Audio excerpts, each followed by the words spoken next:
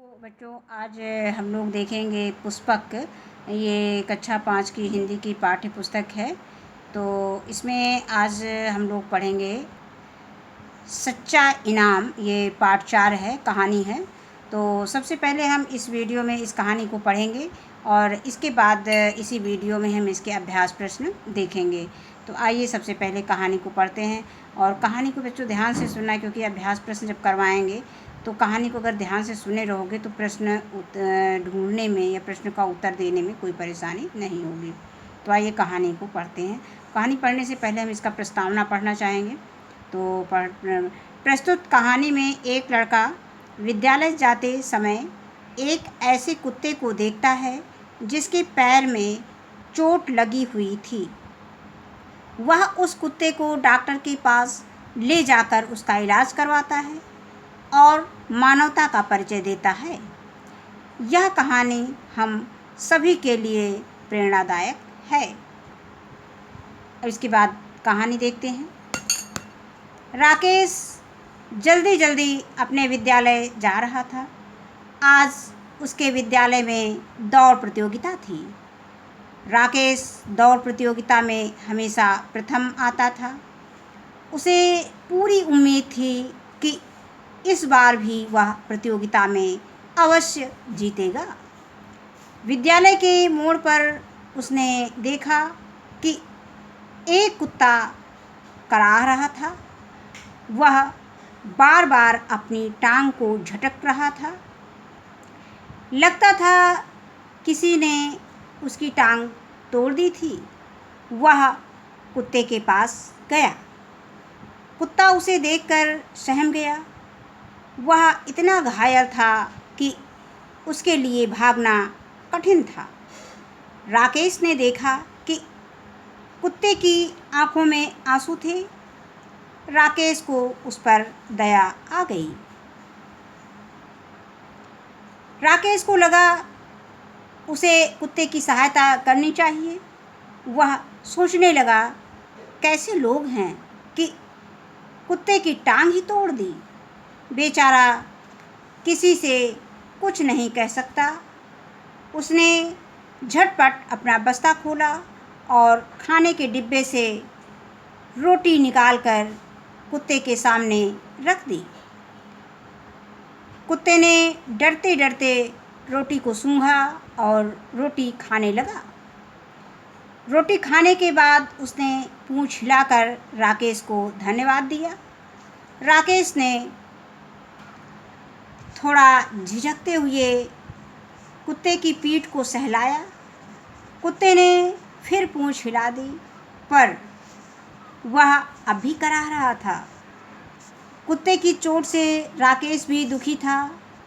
वह उसके लिए कुछ करना चाहता था, पर क्या करे, यही समझ नहीं पा रहा था। अब तक उसके कुछ साथी भी आ गए। राकेश ने कुत्ते की समस्या उनके सामने रखी। अनिल बोला, अरे छोड़ो भी यार, किस पचड़े में पड़ गए। ये तुम्हारा कुत्ता थोड़े ही है, मरने दो इसे और जल्दी चलो, प्रतियोगिता शुरू होने वाली है। नीलिमा ने कहा, राकेश कुत्ते को मत छुओ, देखो कितना गंदा है, इसे यहीं पड़ा रहने दो। अनिल ने कहा, ऐसे कुत्ते बिल्लियों के पीछे समय बर्बाद करना बेकार है। राकेश बोला, अनिल पिछले महीने तुम्हारे पैर में भी चोट आई थी, तब तुम्हें कैसा लगा था, कितना कराह रहे थे दर्द से, तो क्या इसे दर्द नहीं हो रहा होगा। अनिल चुप हो गया। राकेश कुत्ते की चोट से बेचैन था। उसने अपने मित्रों से पूछा, बताओ इसे कहाँ ले जाऊं, मेरे पास तो पैसे भी नहीं हैं। अब तक अहमद चुपचाप खड़ा था। वह बोला, मेरे चाचा जी का क्लिनिक पास ही है। वे पशुओं के अच्छे डॉक्टर हैं, पर फीस भी अच्छी लेते हैं। लेकिन उन्हें ये मत बताना कि मैंने तुम्हें उनके बारे में बताया था। राकेश ने कुछ सोचा और अपना बस्ता नीलिमा को पकड़ा दिया। उसने नीलिमा से कहा, तुम मैडम से बता देना कि मुझे आने में थोड़ी देर हो जाएगी। यह कहकर उसने कुत्ते को गोद में उठा लिया। वह सीधे अहमद के चाचा के क्लिनिक पर गया। नीलिमा, अहमद और अनिल विद्यालय चले गए। डॉक्टर ने कुत्ते की जांच की और बताया, इसकी टांग में तो काफ़ी चोट है, यानी इसकी टांग में चोट तो काफ़ी है पर टूटी नहीं है। उन्होंने कुत्ते के लिए कुछ दवाइयाँ दी और कुत्ते की टांग पर पट्टी बांध दी। पट्टी करने के बाद डॉक्टर ने हाथ धोए और राकेश से कहा, अब तुम मरीज को ले जा सकते हो। राकेश ने हिम्मत करके डॉक्टर को सारी बातें बताईं और कहा, डॉक्टर साहब, मैं 1-2 दिन में अपना जेब खर्च इकट्ठा करके अपनी फीस दे दूंगा। डॉक्टर साहब गंभीर हो गए। उन्होंने भारी आवाज़ में कहा, भाई ये क्या बात हुई? इलाज आज कराओ और फीस कल दो। तुम्हें किसी ने पढ़ाया नहीं कि आज का काम कल पर मत टालो। फीस तो हम आज ही लेंगे और अभी लेंगे। राकेश सिर झुकाए खड़ा था। वह हिम्मत करके फिर बोला, डॉक्टर चाचा, मैं सच कह रहा हूँ, मैं आपकी फीस दे दूँगा। डॉक्टर साहब ने सुना और ठहाका लगाकर हंसने लगे। फिर राकेश की पीठ थपथपाकर बोले, तुमने बहुत अच्छा किया जो एक कुत्ते की जान बचाई, पर तुमने ये कैसे समझ लिया कि मैं तुम्हारे भले काम के लिए भी फीस लूँगा? मुझे तुम्हारी सहायता करके बहुत खुशी हुई। डॉक्टर को धन्यवाद कहकर राकेश जल्दी जल्दी विद्यालय पहुंचा। नीलिमा ने अध्यापिका जी को सारी बात बता दी थी। दौड़ प्रतियोगिता समाप्त हो चुकी थी। प्रधान अध्यापिका जी मंच पर परिणाम सुनाने आई। उन्होंने पंक्ति में राकेश को सिर झुकाए खड़ा देखा। उन्होंने कहा, बच्चों, प्रतियोगिता तो बहुत अच्छी रही, लेकिन मैं सबसे पहले उस बच्चे को शाबाशी देना चाहती हूँ जो जानता था कि वह यह प्रतियोगिता अवश्य जीतेगा, फिर भी उसने प्रतियोगिता में भाग लेने की बजाय एक बेज़बान घायल कुत्ते की सहायता की। सबसे पहले इनाम का हकदार वही है। सारा हाल तालियों से गूंज उठा। राकेश को लगा आज उसे सच्चा इनाम मिला है। अब इसके बाद बच्चों कहानी ख़त्म हो गई है। अब इसके बाद हम इसके शब्द अर्थ पढ़ेंगे। जो कहानी में जो कठिन शब्द आए हैं उनका हिंदी अर्थ दिया गया है, उन शब्दों के अर्थ दिए गए हैं। तो प्रतियोगिता मीन होता है योग्यता की जांच के लिए ली जाने वाली परीक्षा यानी होड़। कराहना मीन होता है दर्द के समय निकलने वाला स्वर। जब दर्द होता है तो जो स्वर निकलता है उसको हम कराहना बोलेंगे। सहम जाना यानी डर जाना। घायल, जिसे चोट लग गई हो। झिझकना यानी हिचकना, संकोच करना। समस्या मीन होता है उलझन और पचड़ा मीन होता है झंझट, बखेड़ा। बर्बाद करना का अर्थ होता है बेकार करना। दर्द का अर्थ है तकलीफ, पीड़ा। और बेचैन का अर्थ है परेशान। जेब खर्च यानी अपने खर्च के लिए दिया जाने वाला धन। इसके बाद आता है गंभीर यानी संजीदा, सोच विचार कर बोलने वाला। और इलाज का अर्थ होता है उपचार, चिकित्सा। इसके बाद आता है परिणाम यानी नतीजा। शाबाशी देना यानी सराहना करना, प्रशंसा करना। बेज़बान यानी बिना जबान का, जो बोल ना सके। हकदार यानी अधिकारी। क्लिनिक मीन चिकित्सालय, जहाँ चिकित्सालय कहेंगे या हम ये कह सकते हैं कि जहाँ बैठकर डॉक्टर मरीजों को देखता है उसको भी हम क्लिनिक बोलेंगे। और मरीज़ का मतलब क्या होता है? का अर्थ होता है रोगी। अब इसके बाद हम इसके अभ्यास प्रश्न पर आते हैं। अभ्यास प्रश्न में सबसे पहले हम मौखिक प्रश्नों को देखेंगे। तो मौखिक प्रश्न दिया गया है कि निम्नलिखित प्रश्नों के उत्तर लिखिए या बताइए। अब आता है पहला प्रश्न का, राकेश के विद्यालय में किसकी प्रतियोगिता थी? तो ये हमने कहा था पहले ही कि कहानी को बहुत ध्यान से पढ़ना और सुनना। तो ये पहले ही दिया गया है कि उसके विद्यालय में दौड़ प्रतियोगिता थी। तो यहाँ पर हम उत्तर में बता सकते हैं कि दौड़ प्रतियोगिता लिख सकते हैं कि राकेश के विद्यालय में दौड़ प्रतियोगिता थी।